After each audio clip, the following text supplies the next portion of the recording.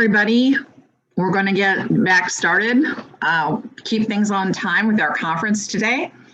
I'm Peggy Huppert, and this is plenary session number 2 with Kelly Garcia. We're very excited to welcome Director Garcia to our conference today. If you have questions, please put them in the Q&A box.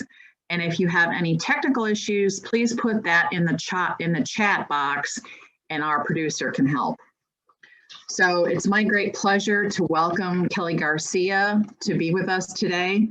And Kelly, just so you know, we have 868 people registered for today's gathering from 18 states and Great Britain and India. So it's really exciting to have that many folks joining us for our education and inspiration today. Praise for transformative leadership. Kelly Kennedy Garcia serves as the director of the Iowa Department of Human Services. Governor Kim Reynolds appointed Garcia to oversee the state's Health and Social Services Agency in November 2019. Wow, it's been a long year, hasn't it?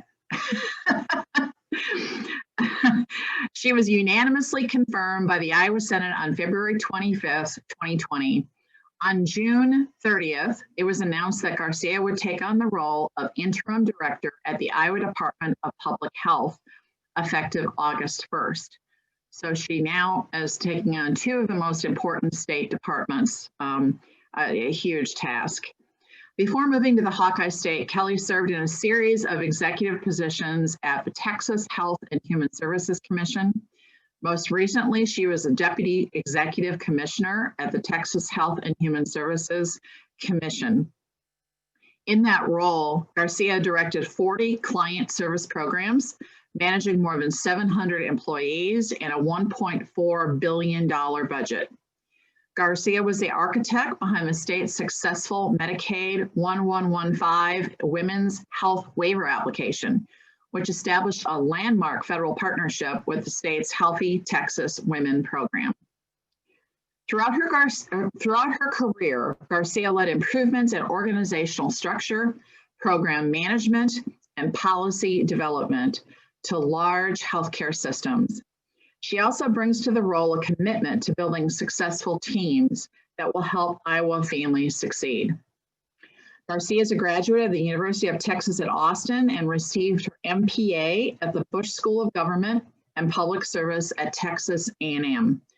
She was a member of the Governor's Executive Development Program sponsored by the LBJ School of Public Affairs. She is married to attorney Dan Garcia, and they have 2 children. It has been my pleasure to get to know Kelly and work with her since she's been here in Iowa. She has been very welcoming, very transparent in her dealings with stakeholders and the work that she's doing, which is very difficult work. I have a lot of admiration and respect for her, and it's my pleasure to welcome her to address us today. Kelly? Thank you, Peggy. Okay, here comes the technical part where I start sharing my screen. But first, I want to thank NAMI. You have incredible advocacy work on behalf of Iowans. And Peggy, you have been a tremendous partner since the moment I arrived in the state, and I can't thank you enough for that. So I'm excited to present to you today. I am going to share my screen. I'm going to focus our time together, and my bio kind of cues off of a little bit of the work that is kind of most interesting to me and something that the governor has asked me in my dual role to really focus on, and that is around our vision in the 2 agencies, what we hope to achieve by an exercise in program alignment, which is really an evaluation of our programs and health and human service delivery in this state. And we'll talk about what happens next after we do that work. We'll talk about community integration efforts, which is another key focus area in the Department of Human Services. And then we'll leave a good bit of time for Q&A. So I'm going to share my screen now, and I think this will work. And I think I go into presentation mode afterwards. So 1 second. Okay. So let's talk about today. We're going to talk about, yes, ma'am. Okay, so what we can see right now is your view where it shows the next slide as well. Okay. And so just go to the top and go to display settings. Settings, yes. Yep, there you go. That's what you'll need. There we go. There, perfect. Okay, excellent. Thank you. Thank you, Nina. I appreciate the technical assistance. No problem. So today, as I mentioned, we're going to talk about mental health, and mental health is public health. And we're going to talk about a comprehensive approach to our services here in the state of Iowa. And as I mentioned, we're going to talk about our vision, the exercise that we're working on right now around program alignment, what the approach is to program alignment, and what happens after we do this evaluation work. We'll talk about community integration, and then we'll have time for discussion. So first and foremost, our vision. So our vision between both agencies is to make a positive difference in the lives of Iowans. And we do that through a unified approach to service delivery, the right service in the right place at the right time. And I spend a lot of time in my work talking about meeting clients where they are. And there are a lot, I think, of key examples. Our systems are big. They can be confusing. They can even be confusing to insiders who have worked their entire careers in this space, but they certainly, our best practices are to align services so that they really do meet our families where they need them at the time that they need them. Our services are, of course, driven by best practices. So they are recovery-oriented, trauma-informed, and always person-centered.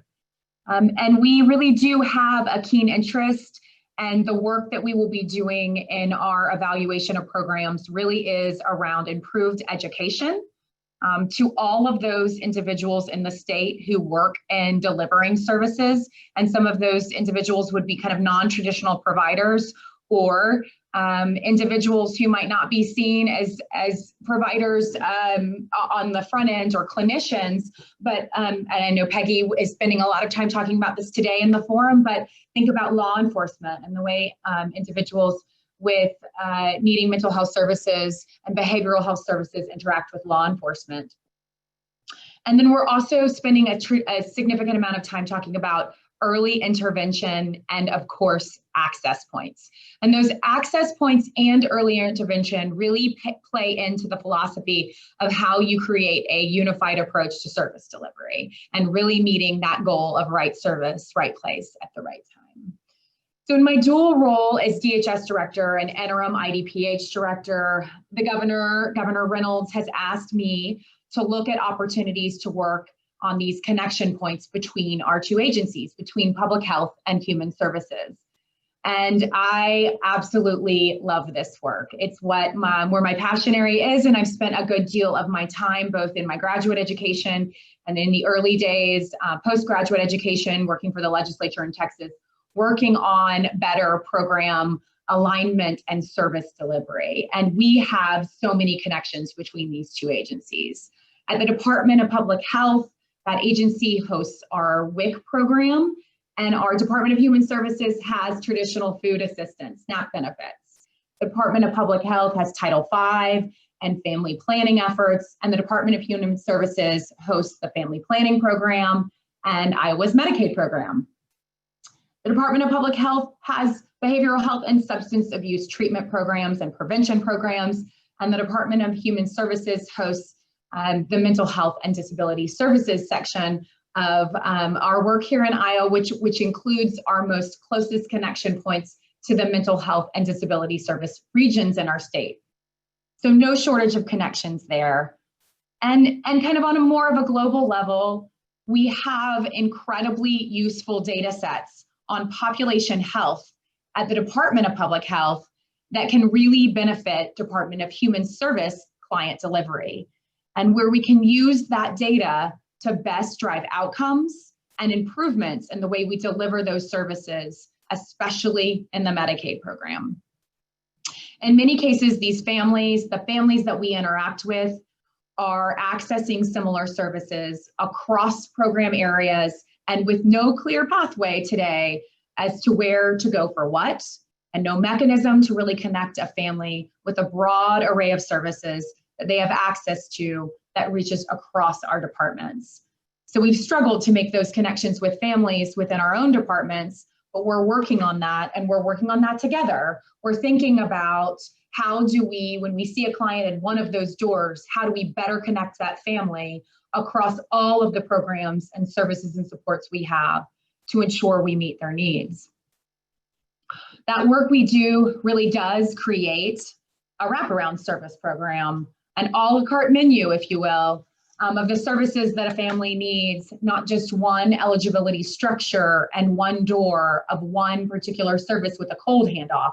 Instead, it's a warm handoff.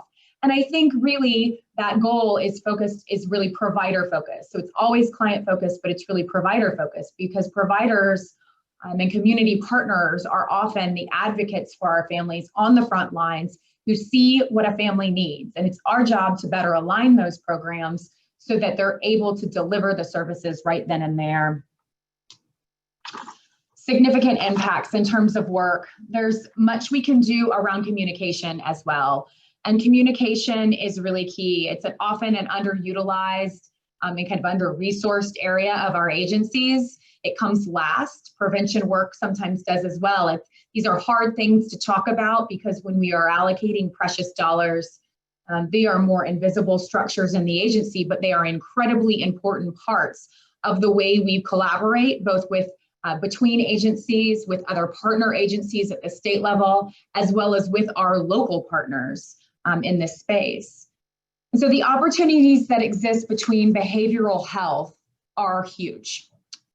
The impact for this work is really focused on kids and families. And the impact of this work, I really do believe, is significant. We have already begun making progress in this space. We have started to work between teams in small ways, small but meaningful ways, where the teams are now meeting on regular basis. They're staffing cases that get stuck in our system, and they're doing that work together.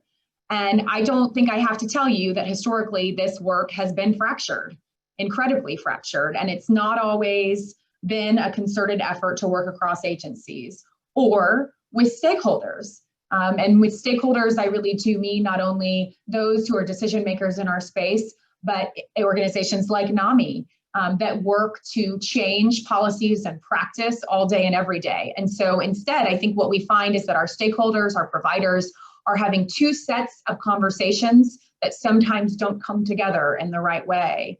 And we're going to change that. So I've moved to the next slide here, and I'm going to talk to you a little bit about how we're going to do that work. We have a request for proposal right now, so an open procurement to bring in an outside vendor who will help us with this work. And I'm going to talk to you a little bit about the high level, what the goals of that work are, and then we'll talk a little bit more about the procurement itself and that contractor that we'll be bringing in to help us with this space. So I think first and foremost, we are two agencies that have significant general revenue investment, but most of our funding comes from federal sources. And I think we have a pretty tremendous opportunity here to better leverage those funding sources, freeing up general revenue, drawing down additional grant dollars, and better allocating our federal funds across the programs to really make sure that we best leverage our human capital inside the agencies, the skill set, bandwidth, and knowledge base that we have, which is our best asset in the agencies, but also really freeing up those dollars to go back into the client service delivery that happens at the local level. We also have an opportunity to break down silos, the silos that I was just talking about, by really creating a unified, integrated behavioral health system and a true system of access points that is a continuum of care. And then the grand goal is this no wrong door concept, which I think is not something that we would expect to achieve in this first year of work, but that the first two bullet points on this slide are really focused on creating that no wrong door, better access to service delivery, easier navigation between the systems, and some of that gets back to our communication efforts, what information we show on our website, for example, what information we show at our community access points, how we equip those providers to know what services are available to the families they're serving, and then how we align the funding mechanisms to give them better access to dollars in serving families. And then ultimately, all of that together yields improved outcomes for individuals, full communities of individuals, and the state.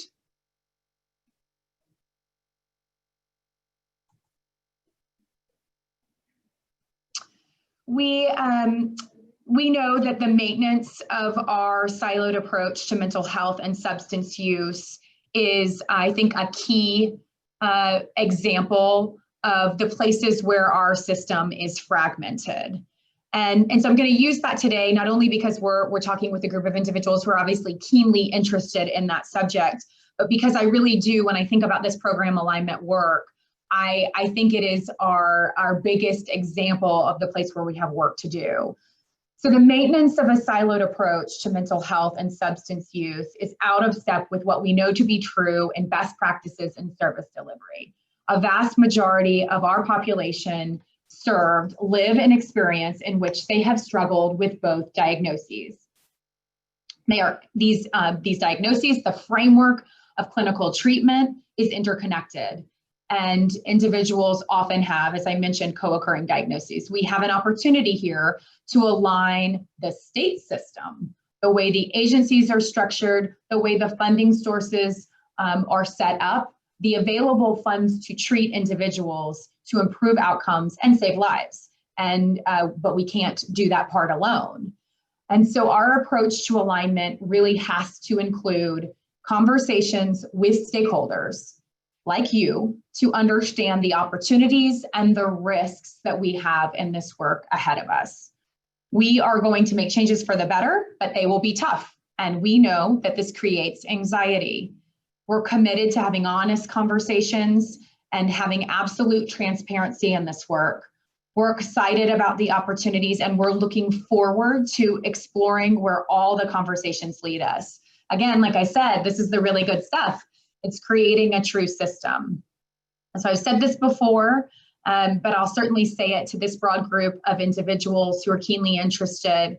We need you. We need you in this work.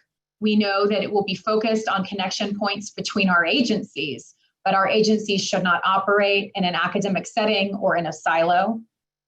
We will need to be thinking about connection points with other agencies and certainly connection points at the community level, including our partners with local public health agencies and other local agencies in each of the counties we serve.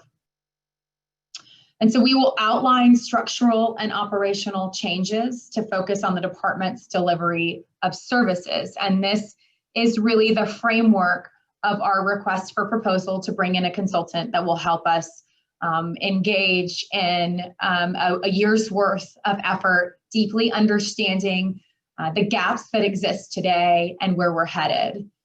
A key part of my desire to bring on this outside entity is, so there's kind of two main areas of focus. One is that while I have a significant amount of background doing this work, and I have a significant number of observations now that I've been in this state for a year, I do want to be at the table as a stakeholder. I don't want to be leaving the effort.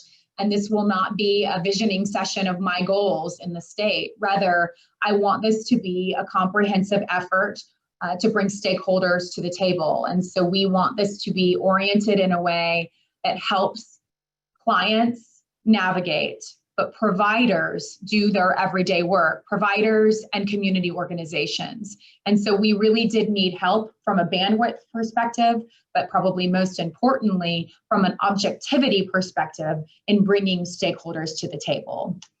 Our request for proposal includes identifying clear shared program goals, aligning and integrating programs, practices and policies to improve the delivery of services, and most effectively leverage available funding sources, as I mentioned. Identify community-based stakeholders, organizations, and community members and stakeholders to provide input and guidance to the department's programmatic and policy efforts through opportunities for collaboration and partnership. And this includes those organizations working with populations served by both departments, but also community members who participate in and have a relationship with the programs and services. So our contracted providers would be kind of the example there. We also expect this consultant to bring to the table potential for expanded funding sources, and that's key. I think there's been a lot of anxiety out there around this work diminishing the funding sources, and I want that to be very clear that not only do we expect that to not happen, we do not expect there to be a diminishing of funds, but really we are most critically focused on expanding the opportunities and the bandwidth at each state agency to draw down those funds. We also, as I mentioned, this work has to be inclusive. It has to include a wide variety of stakeholders as well as a wide variety of agency staff, including those who operate and do their work on the front lines of our agency to inform the goals and project plans that we have over the course of the next year.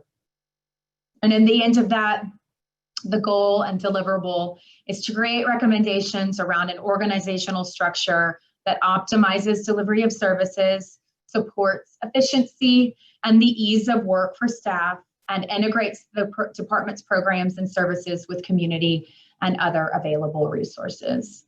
So our vendors should be on board by early 2021. So January, which seems like a long time away, but really is not. We'll receive a report with recommendations and options. Stakeholder engagement will occur, as I have mentioned several times, throughout the process. And we're going to take our time to do this work right. It will take a significant amount, the full year of 2021.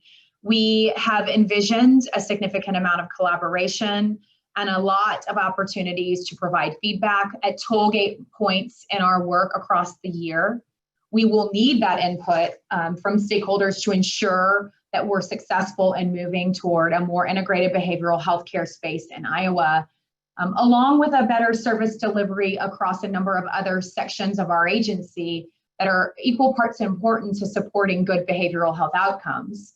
Food security would be an example. I mentioned WIC and SNAP for a reason. We can't ask families to live in a stable space and have good behavioral health or acute health outcomes if we don't also think about financial support, child welfare and parenting support, as well as food support. And so all of this work will be done together. And an integrated approach to behavioral health services should really, as I mentioned, have key measurable outcomes. And so a good portion of our time will be spent with this consultant defining what success looks like at the end of our work together. And the other space here, and I think we'll be spending some time in a later session talking with our division administrator for mental health and disability services, Marissa Ianson, about access points. And we have a significant amount of work to do in this state around access points. That's not lost on us here at the state level. You certainly see it and feel it as stakeholders, clients, family members, those with lived experience out there in the real world. And so that brings me to my next point. And I'm sorry, I forgot to advance my slide here, but I've gone through everything. That brings me to my next point, which is our community integration work. Back in June, the agency launched a multi-year strategic plan around community integration. And this was work that kind of cues off of historical work in the agency, but really does have a new vision and focus around building out capacities, specifically on our intellectual and developmental services side of community supports, but absolutely has a focus around behavioral health as well, primarily because those individuals who we serve who have an intellectual or developmental disability also have significant needs around supports for behavioral health. So our work, which you can find our plan, strategic focus on our website, and I'd be happy to share that with each of you today or take questions around it. And Marissa will be talking about it, I know, a little bit further along today's agenda. But this work really does, at the crux of the work includes building out supports in different geographical spaces and supports for some very specific diagnoses that where we have a gap today in Iowa. And we know this because we have a fairly significant number of individuals living in institutional care. And so we have a pretty tremendous need to revision exactly how our state focuses on community integration.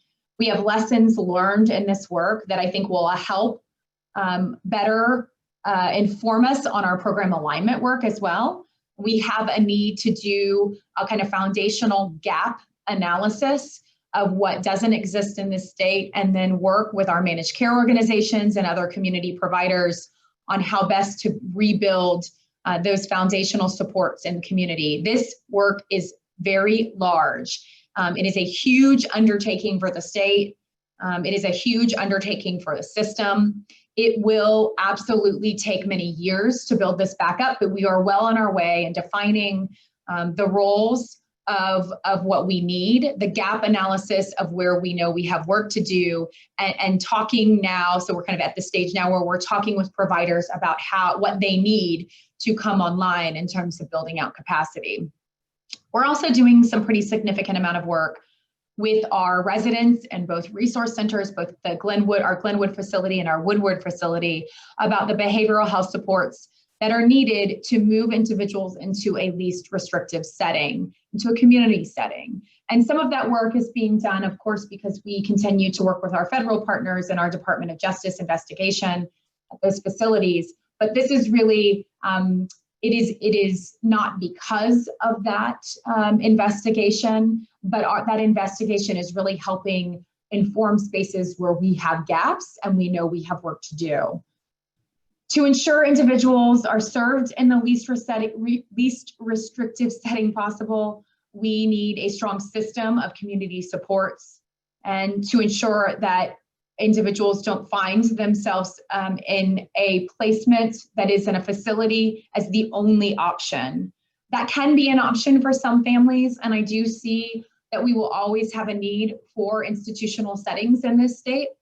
But some of the work that we're doing, particularly at our Woodward facility, is to get that facility in a space where it can be a stabilizing stop along the way in the array of services. When an individual is in crisis, we wrap around that individual with intensive supports, and then we immediately work on day one to ensure that we're planning for that individual's departure back into the community. All of this comes back to the idea that we strive for across our health and human services system, that we need to provide the right care at the right place at the right time. And so that leads me to our discussion point. And so Nina, I think you're going to help me kind of navigate that. I think Yes, I will. I do have I wanted to share that this is my email address and our office phone line. And I really do my very best. Some days I get so many emails that I can't tackle them all in one 16-hour cycle. But I really do encourage y'all to reach out to me with ideas and thoughts that you have. I take the time to respond to those emails. And it really does, I can't fix what I don't know about. So it really does help me to hear from individuals, and I love that dialogue. So please do kind of jot that down. And Peggy and Nina, I will share this presentation with you so that if anyone asks as I kind of end sharing my screen here, that they're able to get in contact with me. Sounds good. We did already have one request for that, so thanks for sharing it. Yes, absolutely. So the first question here for you is, what does the funding look like for the new mental health services that you proposed? And this person is saying that they have heard that many hospitals and health facilities are hesitant to start them as they would not be able to make enough money off of them. So I think we are anticipating a significant conversation this session around funding and funding for services. And it is a unique time to be trying to analyze both bringing services on with the backdrop of COVID. And we can't ignore COVID. We can't ignore the strain that is put on our provider capacity. We also can't ignore the strain it's put on individuals and households. and the tremendous effect that we're seeing, not only from the prolonged response to COVID-19, but also the derecho and other mounting pressures that Iowans are seeing today in their everyday lives. So the funding question is a bit hard to tackle from this vantage point. We submitted as an agency a level funding request, so a status quo budget, but with a significant amount of placeholders, knowing that we would need to engage in this conversation a bit closer to session.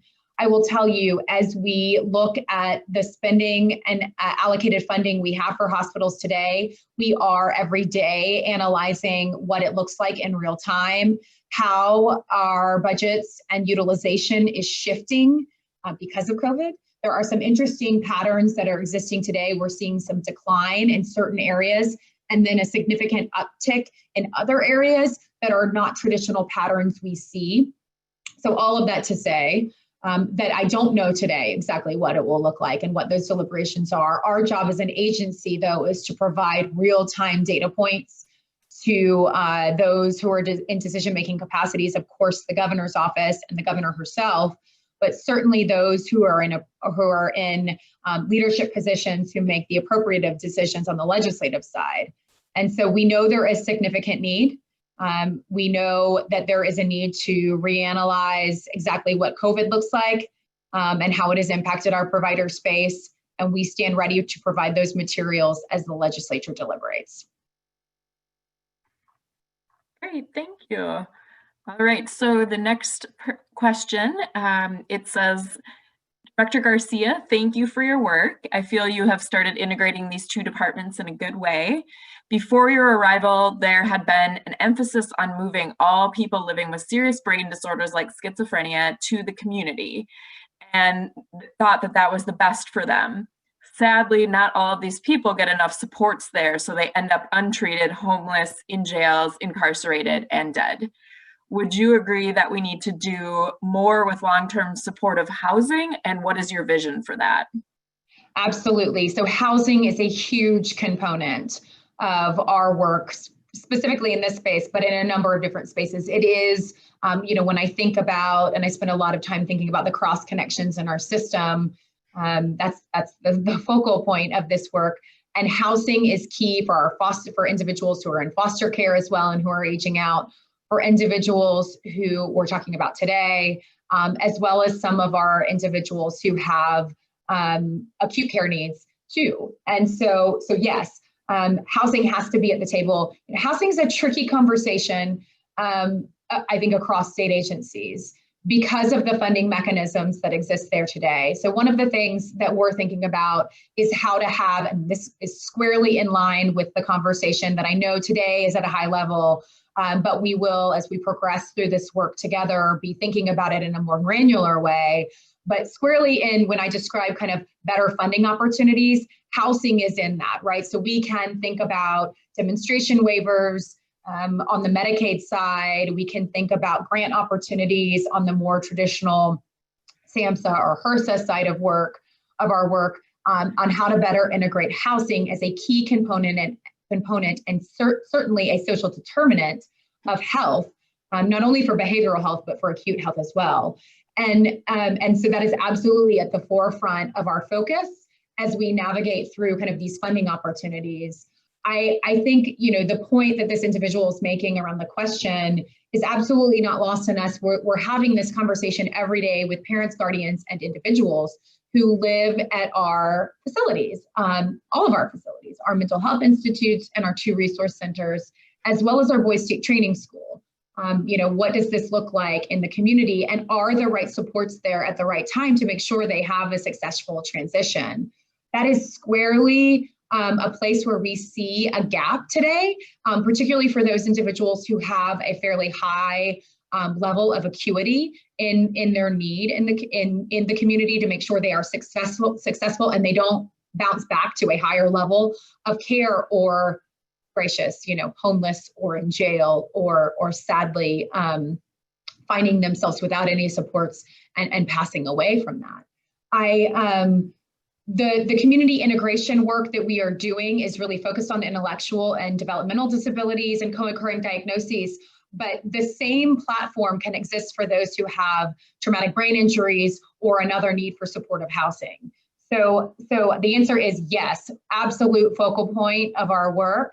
I do see there always being a need for institutional care in that broad array of services. I don't think we can discount and say everyone can live in the community. There may be a stabilizing need, and then there are some who are kind of best served in that institutional setting. But the focus should always be, what does it take to get them the right level of supports in the community so they can live a life like you and I do. We have some work to do there. And so I really would encourage you to look at our community integration plan. And certainly if you're able to join Marissa Ianson's panel discussion later in the day, she'll be spending a little bit more time talking to you about what the work looks like at a specific level. Thanks, Kelly. So the next one, someone is wondering, could you explain the term silo that you used? Sure. So this is state government, federal government, maybe local government. I've never worked on the local government side of things, but I think are notorious for having silos, meaning that we kind of equip our agencies to work in divisions. So we have a Medicaid division, we have a child welfare division, we have a field division, we have divisions over on the public health side that are substance use focused, that are child focused and house the Title V programs, the WIC program. And these folks don't talk to each other very regularly. And I think that happens for a number of different reasons. One, folks get busy and they kind of see their program, they know their program, and they don't have the experience or the kind of career path to have worked in other places and understand how those connection points need to exist. We see this kind of most acutely, I think, in our knowledge across our community programs and foster care child welfare programs, and their knowledge and understanding of what the Medicaid program can deliver. And Medicaid, in my mind, in Health and Human Services, really is kind of the spine of our organization. If we think of our organization like a body, it is the big lever. It comes with big dollars. It comes with flexibilities if we think about them. We can ask for really creative ways to fund things we'd like to make progress on in the state. We just have to demonstrate the need and demonstrate the way we will measure that success. But we're kind of underutilizing those opportunities today in this state. For example, until my tenure in serving in these dual roles, we had individuals working in program areas that are the counterpart to the Medicaid program. So that serve individuals who are otherwise ineligible for Medicaid, who might bounce on and off Medicaid.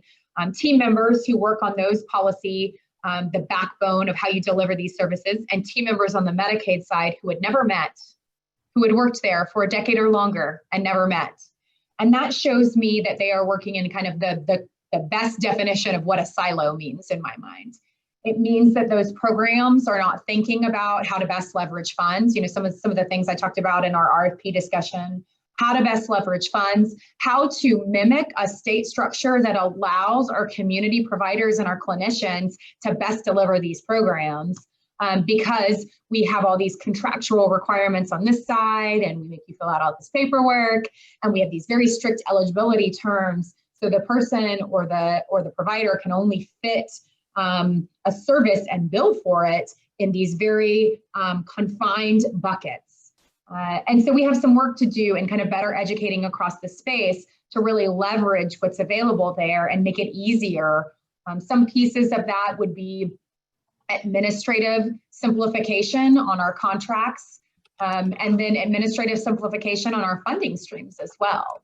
And those are really big picture ideas that take years to put together.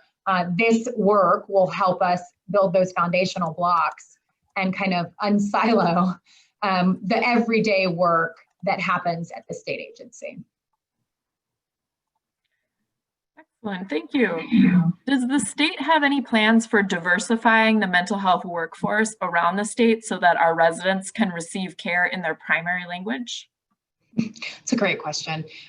Yes, I think this is an area of focus that we're challenged with, we're struggling with a bit. And that gets back to kind of some of the bandwidth issues just on our agency side of things. I have a number of metrics that we're looking to satisfy and having a more outward vision internal to our hiring here at DHS, as well as our hiring at the Iowa Department of Public Health. But we can't sit kind of complacency and just kind of post jobs and say that we value diversity, we value those who speak another language, and hope that they kind of come in the door. So we have to have a more proactive approach here. I have been having those conversations with our university partners about how best to do that in a time in which we are in a prolonged emergency response. It is an effort at the agency level that has taken a back seat. And that's the challenge with this conversation, is that I think that's what happens, is that at the state level or even at the local level, these kinds of efforts always take a back seat to the kind of challenge or panic of the day, the fire of the day. What I'm working to do when I talk about better leveraging staff across the agencies is to try to free up some bandwidth so that we can have a dedicated focus that does not get diverted during emergency states and emergency response to these types of efforts. It's tremendously important. In the meantime, we're talking with our partners and other agencies and our community partners about how best to equip our providers with translation lines and other resources, even our efforts around COVID to communicate. When we think about vaccine distribution and other things, we are very much thinking about how to tap into resources that don't really readily exist on our agency today, but we can kind of outsource to make sure that clients who speak other languages, refugee populations, are receiving the same benefit of that dialogue. And so I think, this is a space where I would love to have some suggestions about how best to navigate and how best to leverage the vast amount of resources that are here in this state, but maybe disconnected from the work we're doing within the agencies. Great.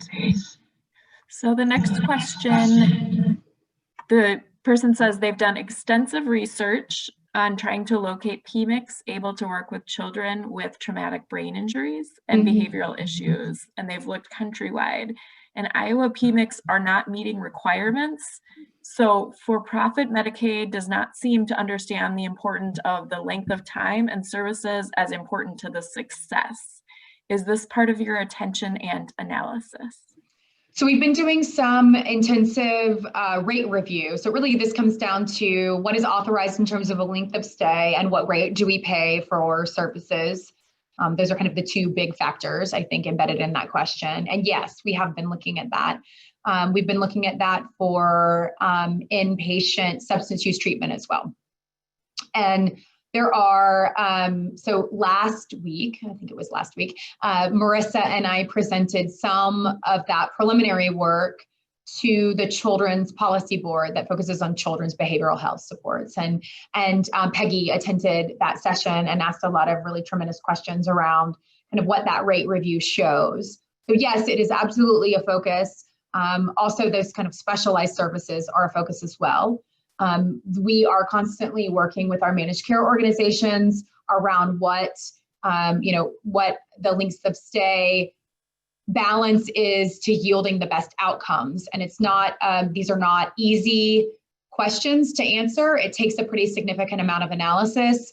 I think, going back and looking at that rate review about what our lengths of stay show, and we had some homework follow-up items. So it is a pretty intense area of focus. We have some other spaces where we need to be doing that rate review as well, and we'll continue to do that work. And I'm trying my very best. This will be a significant discussion that I have with the legislature this session on the DHS side of my work to talk about building that function out in our Medicaid team. So today, we don't have a regular rate review that would best equip us to show decision makers where some of those vulnerabilities are in terms of us being able to have best outcomes for clients. So I think the point is well taken, and we acknowledge that we've got some work to do. We do this in kind of an ad hoc way today. What I'd like us to be able to do in the agency is have a regular, ongoing, robust review of not only rates, but outcome measures associated. So some more sophisticated analysis so we can get to some of those issues and policy decisions that you identified in the question. There is a need to bring child welfare more closely aligned with early intervention mental health programs. What will you do to strengthen the 0 to 5 programs? That's a great question too.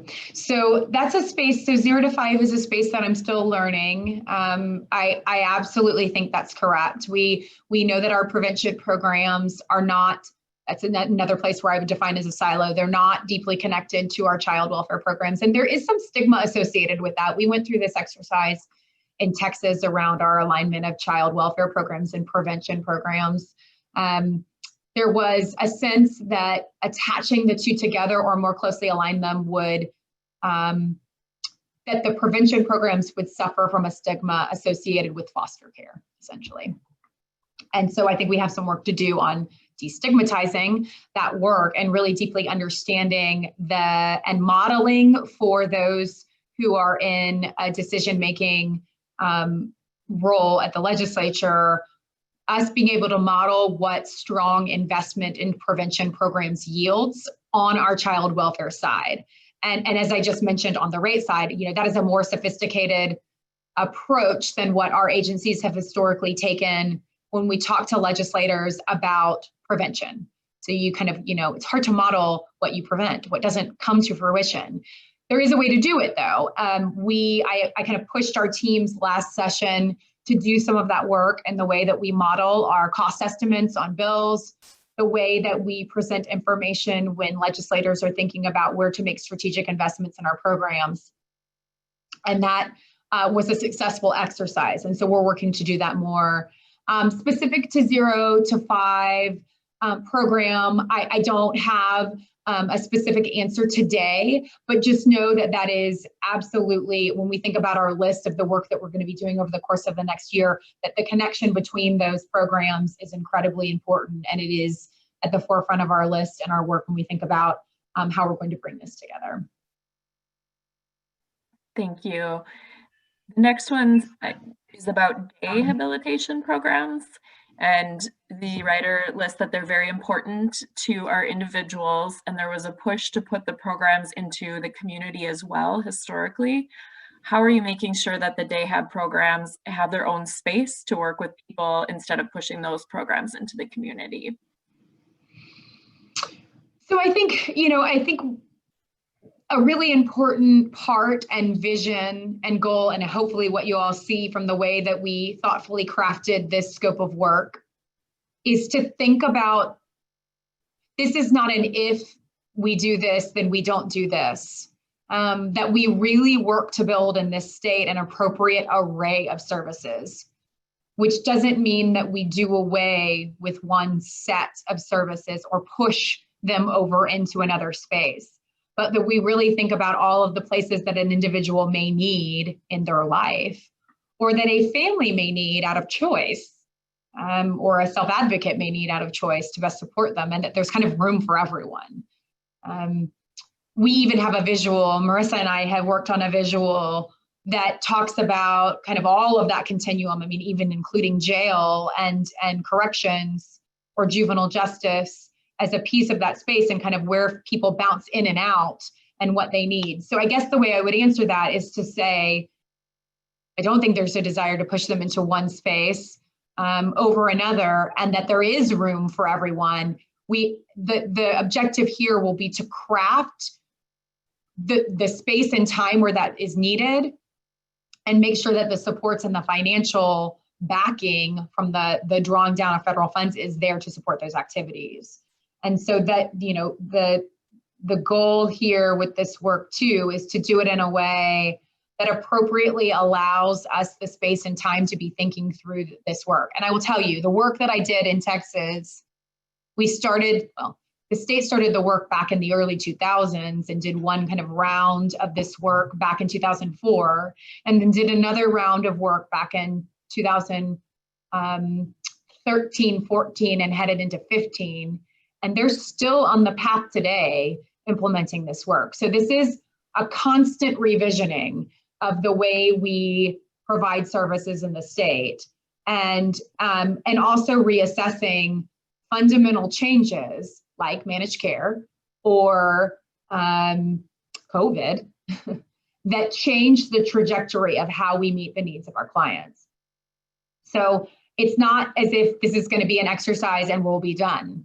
And I think even when we look at the array of services that are listed today, some of the services and supports that are listed in statute, this is the appropriate time for us to be looking again at whether that's the right sets of services. How do we pay for them? How do we structure them? And kind of everything's on the table in this exercise as we move together in building that true continuum. How can groups like NAMI best work with DHS and IDPH to advance the needed change in the behavioral health space? So I think frequent conversations with us, which we have a monthly meeting with Peggy and team around kind of where NAMI is in their own, its organizational strategic plan, vision, session priorities. We don't always have to be squarely on the same page, but having a deep understanding of what is important and how to leverage each other's voices, I think is incredibly important. I think we have that today. And that is tremendously exciting to me. It is also tremendously important to me. I kind of say this a lot, it's perhaps a bit cliche, but health and human services is a team sport. There is no one individual organization, and certainly not the state agency alone, can solve these issues by themselves. So it really is going to take everyone identifying, having tough conversations, clear conversations, understanding where we are, how I can best leverage my voice with the legislature, how I can best leverage data to help individuals, the members in the Capitol building, the governor, make really key decisions, how I can best equip you all to do that as well as you're forming your policy platforms for session. And so I think that is how we are best. We are better together. And so I think, we may have spaces where we focus on different things, but that's important too. So I think, I just really would invite you all as well as we embark on this program alignment work to make sure that you squarely have your seat at the table. I'm going to have the seat ready for you. I'll need you to kind of be there early and often, and for us to pay attention to it together. It's hard because there will be a lot of other things that we'll need to do during this next year that will take away bandwidth, but it's going to be incredibly important that we stay focused and that we understand and recognize that some of this will be, well, we tried this before and it didn't work. But I'm gonna kind of press us to think about how this time and space might be different in a variety of different ways. The commitment might be different, and that we kind of push through some of that, well, we've always done it this way, or we did it this way and it didn't work, and that we really think about charting out this course together in partnership. Mm-hmm. Question for you, Kelly, around the magical age of 18 when so many services end. And the writer is wondering, because when the services end, it places these potentially traumatized youth into the hands of law enforcement or nonprofits to deal with. Is there attention or effort from your administration to build a bridge instead of a wall? And what are you thinking of in that space? Yes, absolutely. And this is the space where we're trying to think with our federal partners. And I've had a number of conversations with them recently around waiver structures that really do knock down those walls in the transition times. We know we lose vulnerable individuals in that transition, and it's heartbreaking. And frankly, not satisfying to me that we can't figure out something better because of the way a waiver is structured or the way a funding stream is structured. Certainly, Janae Harvey, who heads up our Adult, Children, and Family Services section of the agency and is most focused on our child welfare policy, comes to the table and in that role, coupled with Marissa Ianson on the other side with that type of vision. The key here is how do we get our federal partners better aligned in letting us do some of that transition space and really thinking about the bridge across program areas and transition spaces that are demarcations with age or another qualifying eligibility determination. So short answer, yes. How we get there is a bit tricky, but it is absolutely something that is on our list right now. Marissa, Janae, and I have been having very active conversations with CMS, our Center for Medicare and Medicaid Services, federal partners on the Medicaid side, as well as ACF, our federal partners on the child welfare side, about how best to do that. We've also got some other states at the table with us thinking about how best to think about those transitions. And some really key players on the federal side, particularly coming out of the child welfare space, who are interested in this work and very supportive of states going into this kind of demonstration waiver policy pilot space as well. So all signs point to yes in our ability to kind of bring this together. There's a lot of really good questions here, and I know we're not going to get to all of them. So I think I'm going to skip to the very last one, which I think is really important. And the question comes in, the person says, do we email you to ensure we're part of the change and to have a seat at the table? And I'm just wondering, what recommendation do you have for folks? How can those of us that have issues that we care about, how can we bring them to your attention, to your team's attention? How can we have a seat at the table? How can we be a part of the solution? And what recommendations would you have for folks that are listening? That's great. And I think that is really important, Nina. So certainly, I think collectively, as an organization, Peggy is that voice directly to me. As I mentioned, we meet monthly. And so that's a really key prong, I think, in the approach here. But I also want to hear directly from y'all. The demands of my schedule mean that, I think you should email me, and my email address is on the presentation, and I will meet with anybody who asks to meet with me. So I think that's really important. You can imagine that sometimes that takes me a little bit to get to. Putting thoughts down in email helps. And so emailing me directly, I ensure that every one of those emails gets to the right folks in the agency. And then as we work on this RFP, we're going to have very, very clear ways to solicit stakeholder input in a way that is collected, summarized, clear to the general public about what we've done and what we've heard. So I think those are kind of the three prongs. And I would just say to both Nina and Peggy, if y'all think about other ways that you'd like to host or think about having a kind of smaller, more regular dialogue like this, I am absolutely open to that, particularly as we move into a tremendous opportunity around session with really big stakes at play around funding investments, services coming online, changes in our Medicaid program, and changes in the alignment of programs, right? We have no shortage of big ticket items to discuss with our decision makers. And so Peggy, I really, I am always open to those dialogues. I love them. They energize me. I learn from y'all. And I want to know what we're also doing if we need to adjust quickly. I can't fix what I don't know about. So yes, I think we absolutely will put our heads together around how best to make sure that we create that space moving forward. Well, thank you, Kelly. And thank you for the partnership and the transparency and the commitment that you so clearly have to make things better in our state. I appreciate it. And just as an example that Kelly walks the talk, we proposed to her having a parent panel for the Children's Behavioral Health Board to share stories from parents, families who have really been suffering through this pandemic with kids with special needs, not being able to get the help and services that they need to really just survive. And she immediately not just said yes, but like just took that on. And we are going to have that happen in December. And we hope that we'll get a wide audience for people who need to hear these messages. So it's not just bureaucratic happy talk.